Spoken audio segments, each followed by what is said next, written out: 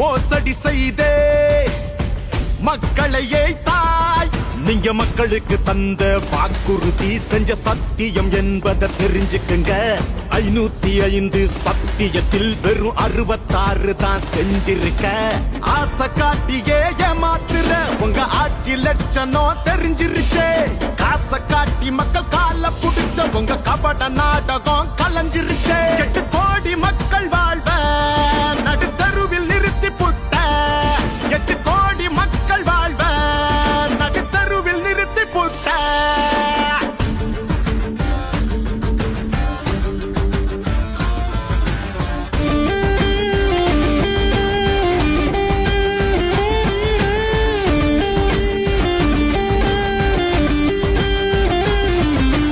உழவர் நலன், மீனவர் நலன், நெசவாளர் நலன், தொழிலாளர் நலன், மாணவர் நலன் என எல்லார் நலனுக்கும் பாடுபடுவேனும் வாக்குறுதி கொடுத்துட்டு உங்க குடும்பத்துக்கு மட்டுமே பாடுபடுறீங்களே. இதுதான் திராவிட மாடலா?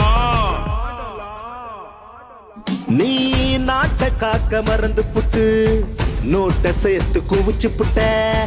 குறுக்கு வழியில் திட்டம் போட்டு பொய்யா ஜெயிச்ச. மக்களோட வறுமையத்தான் மூலதனம் ஆக்கிக்கிட்ட. வெக்கங்கெட்ட வேலைய செஞ்சு என்னத்தை கிழிச்ச.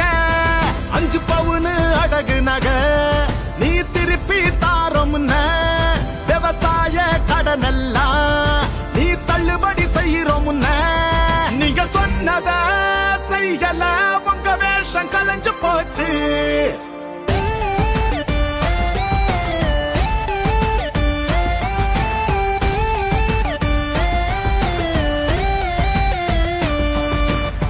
மாடு கோழி பண்ணி நாய் மட்டும் தான் காலம் காலமா ரேஷன் அரிசிய சாப்பிடுது.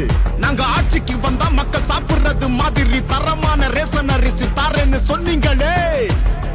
நீங்க தந்தீங்களா? இதுதான் விடியல் அரசா? நீ போடு முதல் கையெழுத்தில் நீட்டு தேர்வை ஒழிப்ப முன்ன. கல்வி கடனை தள்ளுபடி செய்வனு சொன்ன. 5 லட்சம் அரசு பணி தருவோன்னு பொய் சொன்ன. 50 லட்சம் தனியார் வேலை தந்தியா என்ன? 100 நாள் வேலைய 150 ஆக்குறன. பழைய ஓய்வு ஊதியத்தை அரசு ஊழியருக்கு தாரோம் முன்ன. ஓ பொய்க்கெல்லாம் தீர்வதா வரும் தேர்தல் முடிவு சொல்லும்.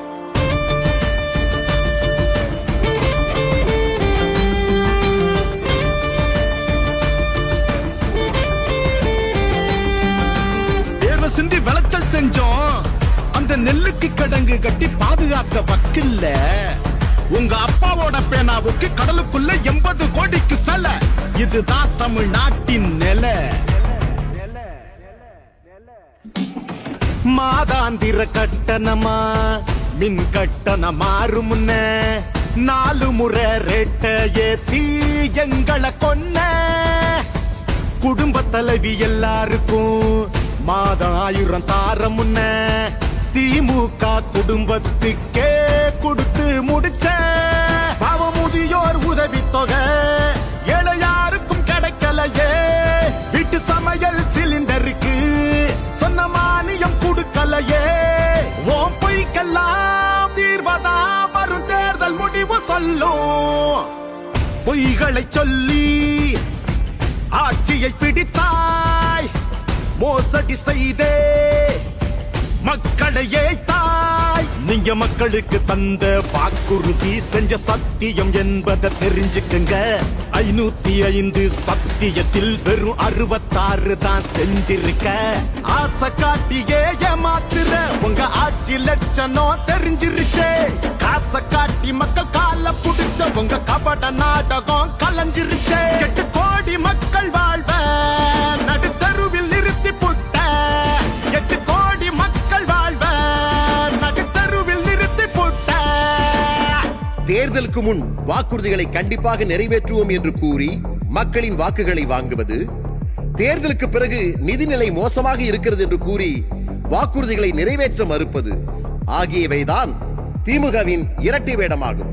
திராவிட முன்னேற்ற கழகத்தின் இந்த இரட்டை வேடத்திற்கும் நம்பிக்கை துரோகத்திற்கும் 2026 ஆண்டில் நடைபெறவுள்ள சட்டப்பேரவை தேர்தலில் மக்கள் சரியான பாடம் புகட்டுவார்கள். திமுக அரசை அகற்றி எதிர்க்கட்சியாகும் வாய்ப்பை கூட பொதுமக்கள் வழங்க மாட்டார்கள் என்பதுதான் உறுதியாகிறது.